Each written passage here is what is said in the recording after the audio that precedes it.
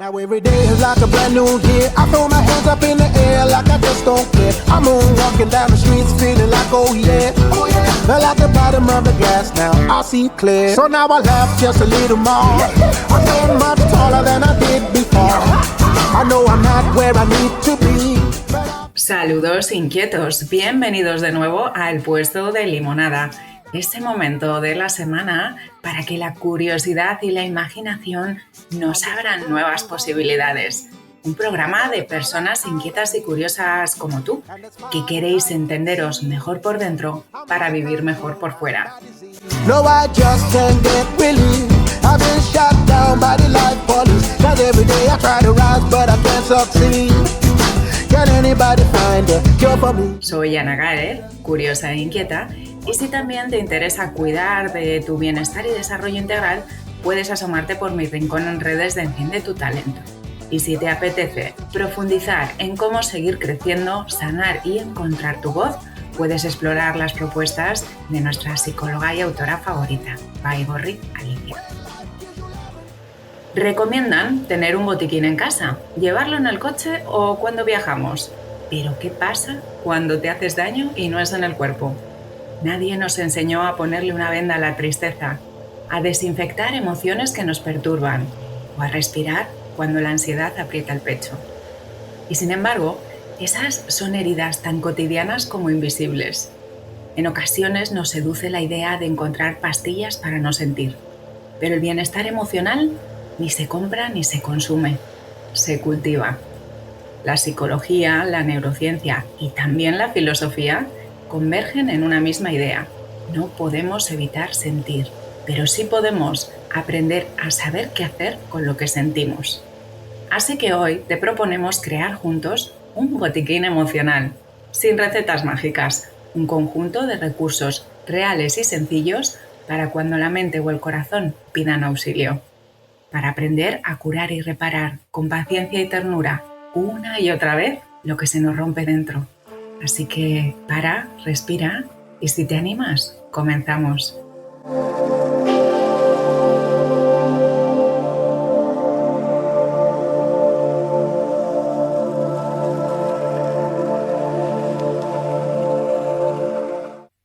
Y para crear juntas y acompañados ese botiquín emocional, contamos con Alicia Baigorri. Bienvenida.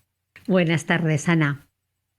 Primero, antes de que empecemos a echar cosas a ese botiquín que vamos a crear hoy, que vamos a exprimir en esta limonada, vamos un pasito atrás, que es el bienestar emocional. Vamos a entender de qué hablamos cuando hablamos de bienestar emocional para luego entender cómo lo podemos cuidar. ¿Te parece? Muy buena reflexión, porque si no nos ponemos a rellenar el botiquín y al final no sabemos para qué sirve cada cosa. Puede haber muchas interpretaciones de lo que es el bienestar emocional. Desde mi punto de vista, el bienestar emocional es aquello que te sosiega el alma, que te hace sentir en paz contigo mismo, donde sientes serenidad, tranquilidad, donde te sientes fuerte. Eso también es importante. Es ese espacio donde dices, aquí yo puedo realizarme y aquí puedo expresar todo el potencial que yo tengo, porque todo está a favor de ese desarrollo. No hay cosas que lo frenen, que lo aten, que lo restrinjan. Entonces, para mí ese bienestar emocional, por una parte, la parte de bienestar, que es cuando nos sentimos bien, y la parte emocional es esa parte que a veces no cuidamos tanto como la parte física y que por otro lado está dentro de la parte física, porque somos esa unicidad que no está el cuerpo por un lado, la mente por el otro. No, está todo junto. Por lo tanto, ese bienestar emocional podría ser, digamos, una parte del bienestar global o integral, porque no puede haber un bienestar emocional sin un bienestar físico, sin un bienestar psíquico, espiritual. Por lo tanto, cuando hablamos de bienestar emocional, hablamos de las emociones, pero habría que recalcar que las emociones son parte de la unicidad de la que somos. Me gusta ese enfoque integral. Lo que importa es estar bien. Y al final yo tengo la percepción de que existe o se divulga más conocimiento, por ejemplo, para ocuparnos del autocuidado más enfocado en el plano físico. Por lo menos la información está ahí disponible. Pero que de esta otra parte, que es esencial, porque al final uno no puede estar bien de una cosa y si no está equilibrado de la otra, porque está todo conectado y somos un solo ser.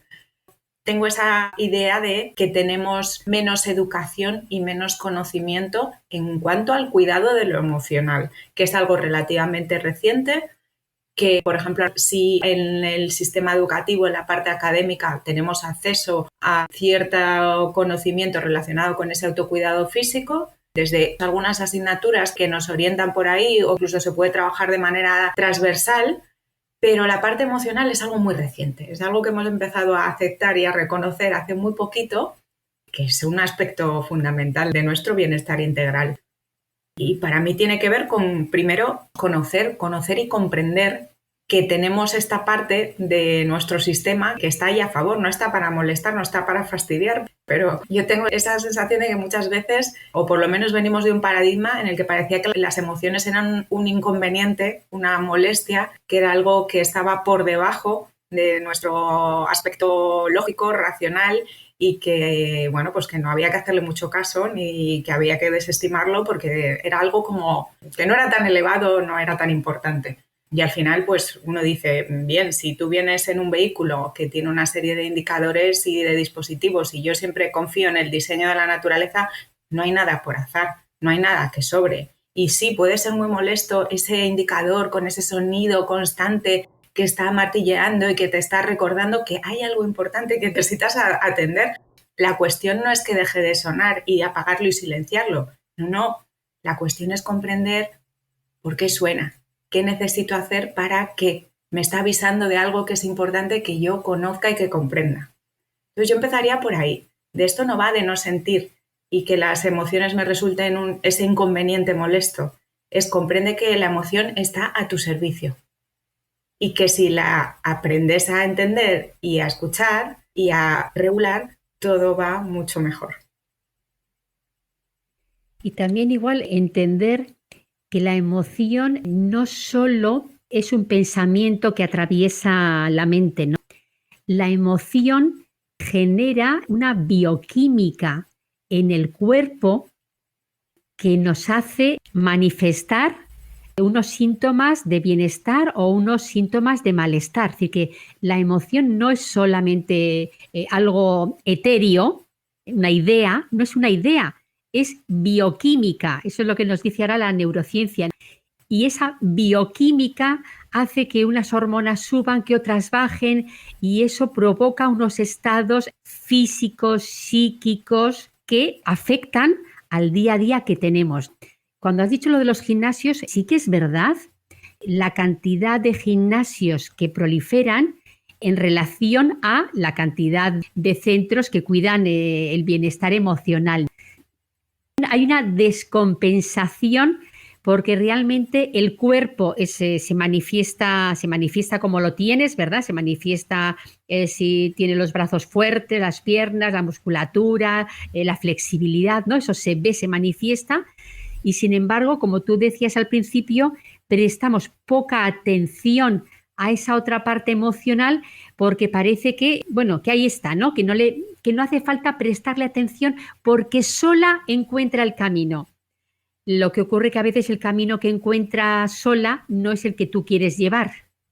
Y ese reconducir lleva a una educación, que es lo que hay que tratar. Pero muy interesante la relación gimnasios físicos, el mantenimiento en forma, todas las edades y tal, y el mantenimiento emocional que casi yo diría que lo dejamos al azar.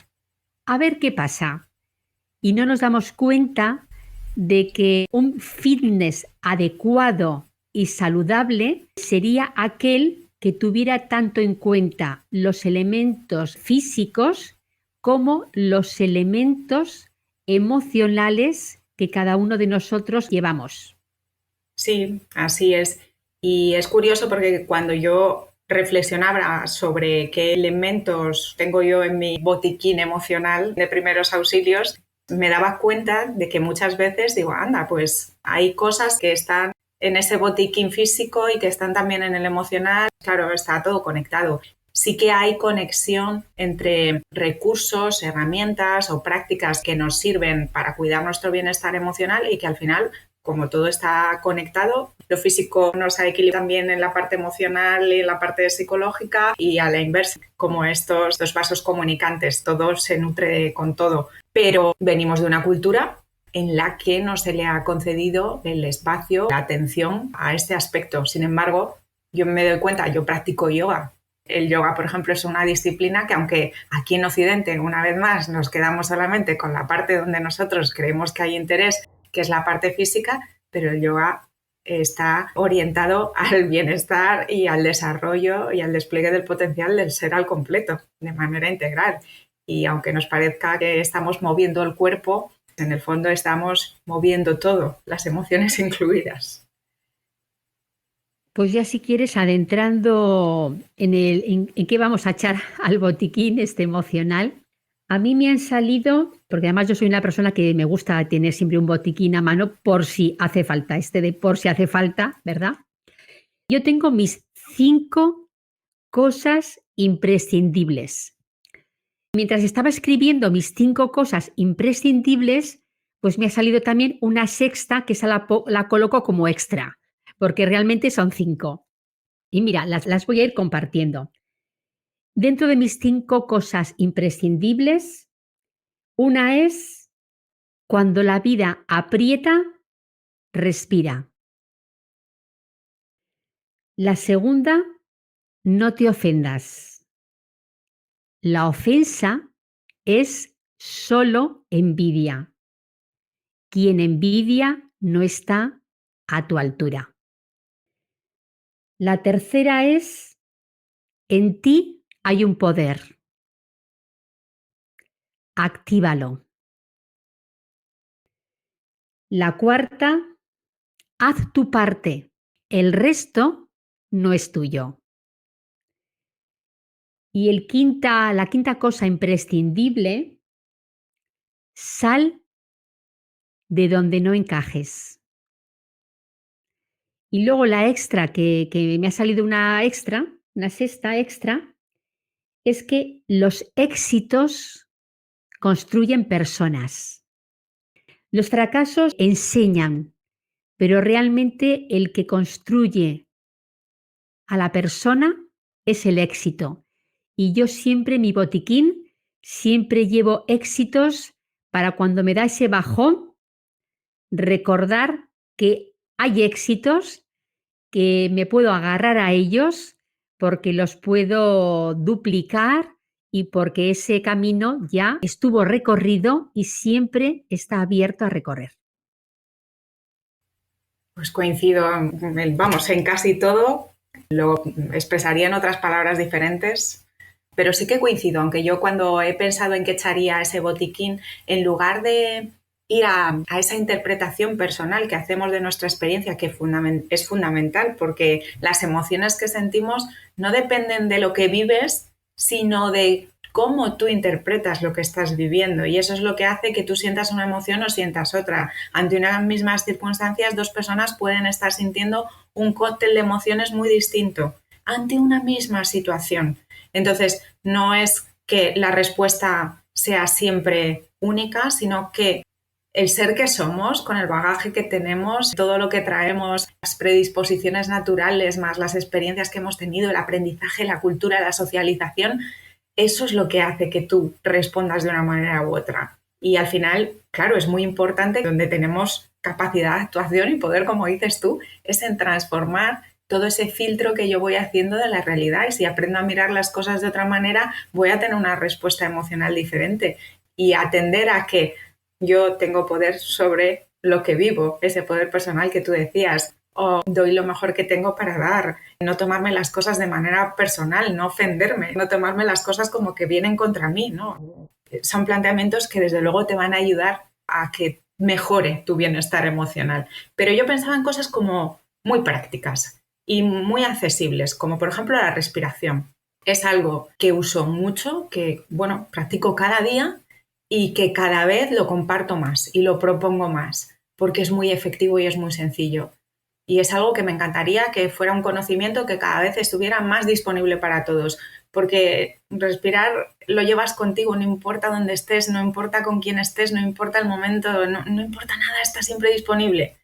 Todos respiramos todo el tiempo y aprender a entender cómo nuestra respiración está haciendo esa conexión con nuestro sistema nervioso y cambiando toda esa química de la que tú hablabas antes, Alicia, es importantísimo. Podemos aprender algo muy sencillo, y es que cuando hacemos énfasis en la parte de la inhalación y hacemos inhalaciones más intensas, más largas, más frecuentes y le estamos aportando oxígeno a nuestro cuerpo, poniendo ahí el acento en esa parte, estamos conectando con activarnos, con esa parte del sistema nervioso que te lleva a la acción, a la actividad. Y entonces hay muchas veces que si tú estás apático y estás de bajón y estás triste, puedes recurrir a, me voy a activar. Me puedo activar con la respiración, me puedo activar con el movimiento. Y hay otras veces que las emociones que tienes es todo lo contrario, es estoy arriba, arriba, arriba, arriba y lo que necesito es bajar. Y lo que necesito es, vamos a regular esta emoción tan intensa y a volver un poquito a la calma para poder tener acceso a una parte diferente de mi cerebro y a una capacidad diferente de respuesta. Pues ahí lo que necesito es hacer énfasis en la parte de exhalación profunda. Y luego también que solemos respirar de una manera muy superficial. Y cuando recuperamos la respiración natural que tienen los bebés, cuando venimos a la vida y llegamos aquí y nacemos, tenemos una respiración abdominal que la vamos perdiendo y cada vez se va volviendo una respiración más alta y más superficial. Pues si nos volvemos a acostumbrar a respirar lenta, profundamente, aparte de que estamos más saludables, porque la saturación de oxígeno mejora todo, pues podemos gestionar las emociones que luego recurrimos a recursos externos que tienen un montón de efectos secundarios. Algo tan sencillo como aprender que yo puedo cambiar mi emoción cambiando mi respiración o moviendo el cuerpo, creo que es un conocimiento tan útil, tan necesario, que sería tan valioso que más y más personas la tuvieran para que de hecho lo pudiéramos aprender desde casa. Igual que en casa nos enseñan hábitos básicos de higiene, pues que nos pudieran enseñar, pues mira, cuando te sientas muy enfadado puedes hacer esto, cuando te sientas triste puedes hacer esto otro. Aprender. Yo creo que además ahora mismo tenemos accesibles muchos talleres y muchas pequeñas formaciones, muchos cursos, mucho conocimiento, buscar profesionales que nos ayuden a incorporar esto. Yo esto lo echaba, seguro, la respiración. La respiración y el movimiento consciente, que en el fondo en el yoga son dos pilares de la práctica, tanto la respiración como esa parte de ese acompasamiento del movimiento con la respiración. Porque moviendo el cuerpo, las emociones, como tú estabas explicando, Alicia, no son cuestiones etéreas ni abstractas, están en el cuerpo, tienen respuestas que son fisiológicas. Pues igual que nuestra interpretación de lo que vivimos nos lleva a que cambie el cuerpo, si cambiamos el cuerpo, cambia la emoción que sentimos. Y si cambiamos la respiración, cambia la emoción que sentimos. Entonces, aprender todo esto, aprender que yo moviendo el cuerpo o masajeándolo puedo cambiar mi estado emocional, creo que también es muy valioso. Valioso lo siguiente, me parece súper importante porque además algo que nos parece que lo hacemos bien porque simplemente lo hacemos y no nos somos conscientes de que lo podemos hacer de otra manera que potencie más el rango de mejoría, el rango de bienestar. Por lo tanto, la respiración me parece súper importante y cambiar el cliché de, si es que eso ya lo hacemos, ¿no? Que es lo que yo creo que todos pensamos, pero si es respirar, hombre, estamos aquí, pues señal de que estamos respirando. Y no nos damos cuenta de que esta respiración que hacemos es tan superficial que puede tener un beneficio pues de un 45, un 50 o un 55%, pero realmente activando otra forma de respirar podemos sacar más partido de algo que además nos viene dado, que no requiere tiempo, que no requiere tecnología, que no requiere una infraestructura. No. Es que lo hacemos, pero es hacerlo de otra manera determinada. Y yo, mira, me has dado una idea importante que lo voy a proponer para el Club Lemon, el siguiente taller de diciembre. Pues yo creo que podría ser un taller práctico de respiración. ¿Qué te parece? A mí me parece una propuesta en la que ahora mismo yo tengo todo el foco y toda la energía ahí, porque es que es tremendo el valor y que es algo que yo, pues si ya lo tenía presente en mi vida, pues cada vez lo uso más. Como estoy convencida de los efectos que tiene, pues me parece una grandísima propuesta. Vamos a ver cómo lo recogen los miembros de la comunidad. Más cosas, porque como decías, la respiración hay que aprender un mínimo, pues cuáles son las secuencias técnicas básicas, que es algo que es accesible, no es física nuclear, pero sí necesitamos aprender, no es solo respirar, es respirar intencionalmente siguiendo técnicas que están enfocadas a esos resultados que queremos en un momento dado para esa gestión emocional. Cosas que no necesitamos ese conocimiento previo, como en el caso de la respiración o del movimiento, que sí que necesitamos aprender a cómo respirar o cómo mover el cuerpo para que se produzcan esos cambios. Pues, por ejemplo, algo que yo he practicado un montón y que me ha sido muy útil y que además llegué a ello de manera espontánea en la adolescencia. Yo empecé a escribir porque necesitaba expresar y ese escribir de manera terapéutica, con esa finalidad, simplemente para que el ponerle palabras a lo que yo siento me permite comprenderlo y colocarlo y liberarlo también, gestionarlo. A mí escribir durante unos años donde mi bienestar emocional no era el más deseable y que estaba en una situación inestable y un poco precario, para mí fue una herramienta tremendamente beneficiosa. Mira, yo te iba a decir sí, sí y no. Yo aquí tengo mi recelo y voy a explicar por qué. Cuando decimos que escribir es terapéutico, tengo mi recelo porque depende del lugar en el que estás colocado a la hora de escribir. Quiero decir, cuando escribes desde una emoción de rabia, de furia, una emoción doliente, esa sería la palabra, la expresión, el resultado del escrito, de lo que escribes, es doliente. Si cuando escribes previamente has hecho un trabajo de autoconocimiento, de exploración, has transitado esa emoción y la has llevado a otro lugar, y cuando ya estás en ese otro lugar es cuando te pones a escribir, el resultado de la escritura es una escritura reparadora. Entonces, yo por eso matizo mucho que escribir terapéutico en el sentido de poder gestionar, de reparar, no en el sentido de terapia per se, porque la escritura, desde mi punto de vista, no es terapia. Si no, todos los escritores estarían sanos y todos los lectores pues también estarían súper bien. No es el caso, no es el caso.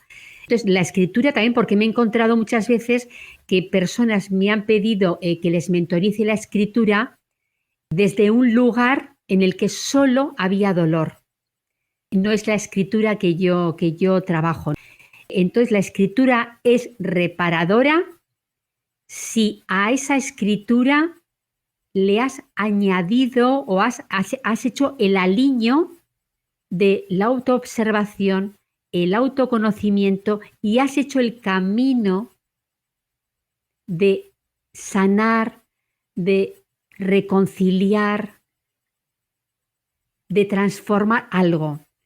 Entonces, esa lectura posteriormente, cuando ya has cruzado el puente, es reparadora para ti, porque lo sacas fuera y lo puedes ver, y es reparadora incluso para las personas que luego se pueden acercar, si haces un escrito y lo publicas, que se acercan a esa lectura, también les puede servir de reparadora, porque les estás hablando del camino y del punto de encuentro, del nuevo punto de encuentro. Hay un punto de partida, pero hay un punto de encuentro que es el punto final. Y ese punto final es por donde sale y entra la luz. Comparto esto y además cuando has empezado a hablar me ha venido aquello que decías de Pablo II la semana pasada de no se trata solo de hablar, no se trata solo de escribir o no se trata solo de crear, porque para mí más que la escritura en sí es cualquier expresión que nos conecte con lo creativo y con nuestra creatividad. Probablemente si estoy en un mal momento de bienestar emocional o de bienestar en general, creo que todos vamos a empezar a sacar la oscuridad y vamos a empezar a explorar esos infiernos o esos lugares oscuros de nuestro interior y que vamos a empezar ahí ese recorrido en el dolor. Pero leía una frase que me gustaba mucho, ¿no? Que decía, al final todos los artistas terminan pintando ángeles, que va porque si tú completas ese proceso y ese camino, como tú decías, ese aliño de la autoobservación, del autoconocimiento, o incluso ese camino no tienes por qué hacerlo solo, lo haces acompañado, al final ese darle rienda suelta a la creatividad y a la expresión artística es como si nos ayudara a transformar esa materia prima que no sabemos qué hacer con ella, esa energía que no sabemos qué hacer con ella, de repente encuentra un camino de expresión y ese camino de expresión al principio puede que, bueno, pues como cuando aprendemos a pintar y no nos salen las cosas que no, pero después acaba encontrando una manera mucho más equilibrada, mucho más armónica, mucho más poderosa de manifestarse. La idea de la alquimia, transmutar todas esas cosas que no están bien y darles una salida, transformarlas, transmutarlas en algo diferente. Y va más por ahí, pero es verdad que no solo por regodearnos y empezar a caminar en círculos en torno a nuestro dolor nos va a servir para recuperar el equilibrio. La escritura también puede servir cuando escribes algo y escribes a nivel de sentimientos, esta escritura intimista. La escritura es el espejo de esa parte que tenemos dificultad en reconocer a nosotros mismos, pero lo ves fuera de ti y entonces, visto desde fuera, dices, te ayuda a aclarar, a poner luz en toda la maraña de cables que tienes en la cabeza que dices, esto no entiendo por dónde salir o no entiendo cómo encajar las piezas de este puzzle. A mí me ayuda la escritura, cuando lo veo escrito, ya no veo la maraña de cables dentro de mi mente, lo veo en el folio y me ayuda a entender que esas piezas tienen un orden. Uh-huh. Ese podría ser una utilidad de la escritura, que lo sacas fuera de ti y entonces lo ves alejado y le pones la perspectiva de esto es exterior y lo analizas. Tienes esa capacidad de análisis porque lo ves desde fuera. A mí eso me parece que es un aspecto de la escritura súper bonito, porque hay personas que la escritura les ayuda a reflexionar. Uh-huh. Y al final este botiquín es buffet libre. Tú toma ideas, mira a ver las que te pueden servir, prueba las ideas y mira a ver si te quedan bien o si te sirven o si no. Aparte de creatividad, respiración, movimiento consciente, la música nos cambia y nos lleva a estados emocionales. Es algo muy inmediato, por ejemplo. Si quieres cambiar tu estado emocional, es una manera de inducir muy inmediato, sí, que no hay dilación. La respiración igual, en minutos tú puedes cambiar de estado emocional con ese acompañante externo que te va a ayudar a pasar de una emoción a otra. Si tú estás de bajón y te pones canciones tristes, vas a liberar y vas a regodearte más en esa tristeza que estás sintiendo. Sin embargo, si a lo mejor estás un poco bajo de energía y pones música muy concreta, que de hecho es algo que se utiliza como recurso cuando se quiere cambiar el estado de un grupo, te empuja a cambiar el estado emocional en el que estás y de repente una música nos calma o de repente una música nos activa y nos anima o una música nos invita a reflexionar. Entonces, para mí es otra cosa que ahí está en el botiquín. Eso no va a resolver que tú interpretes. Si tú estás triste, vas a tener que escuchar esa tristeza y comprender qué perdiste, si necesitas elaborar tu duelo y cómo hacerlo. Pero a lo mejor sí que puedes decir, vale, pues ahora, en este momento, aunque sé que estoy en mi tristeza, me apetece tener un respiro y un descanso o me apetece reconectar con otras emociones. Y ya en otro momento sigo atendiendo a aquello que necesito seguir procesando. Como todo, este botiquín emocional es un botiquín para utilizar con mucha conciencia. Y lo bonito del botiquín va a ser que, además de lo que hemos puesto encima de la mesa, tú y yo, que las personas en los comentarios, cuando escuchen el podcast, puedan ir sumando qué cosas meten ellos, cada una de las personas en el botiquín, para que entre todos hagamos como un botiquín más práctico, más útil, con más herramientas y enriquecerlo más. Sería también una propuesta interesante que sumemos más cosas para este botiquín. Y ya como veo que nos hemos quedado ya, Ana, sin tiempo. Voy a echar un par de cosas así rapiditas. Una cosa, solo la cosa más importante que sí o sí, aunque el bolso sea pequeño, la metes. Para mí, naturaleza. Estar al aire libre y estar en contacto con la naturaleza es algo que me ayuda a mi bienestar emocional, a mi bienestar en general, pero para mí es básicos, contacto con la naturaleza. Pues para mí un básico sería el agradecimiento. Completamente de acuerdo con eso. Y el humor, por favor, no puede faltar. El humor, mira, ya hemos metido más, eso ya son 3 cositas, esos son los imprescindibles. Pues con la respiración, con el humor, con la creatividad, con la música. Ya cerramos este episodio de hoy y como siempre hacemos, Be Better o Be Better, juntos, contigo, Be Better. Muchas gracias, adiós. Vamos, vamos.